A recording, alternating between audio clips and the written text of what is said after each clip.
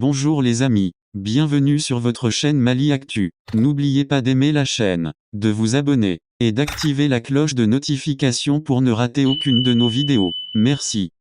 Dans une lettre du ministère des Affaires étrangères du Mali dit avoir déposé une plainte contre la France pour avoir violé son espace aérien et collectant des renseignements au compte des groupes djihadistes. Cette plainte a-t-elle une chance d'aboutir? Quelle marge de manœuvre pour le Mali? La guerre diplomatique entre Paris et Bamako prend un autre tournant. Après l'attaque de Tessie qui a fait 42 morts côté FEMA, le gouvernement du Mali pointe du doigt la France d'avoir aidé les groupes djihadistes pour mener cette attaque. Les autorités maliennes ont affirmé avoir des preuves à leur possession qui prouvent l'implication de la France. Pour cela, le Mali a déposé une plainte contre la France auprès du Conseil de sécurité des Nations Unies par le biais de l'ambassadeur de Chine auprès de l'ONU, Jin Zhang. Les autorités maliennes réclament la tenue d'une réunion d'urgence du Conseil de sécurité présidée par les Chinois pour présenter les preuves, qu'elles affirment détenir, du soutien apporté par la France aux terroristes lors de l'attaque de Tessie. La Chine convoquera-t-elle cette réunion d'urgence pour que cette plainte soit débattue?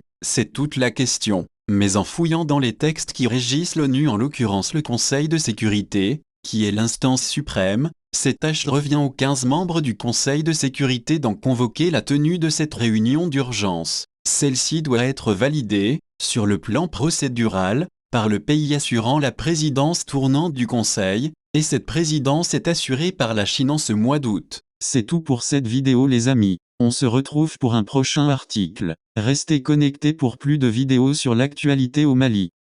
N'oubliez pas d'aimer la chaîne, de vous abonner, et d'activer la cloche de notification pour ne rater aucune de nos vidéos. Merci.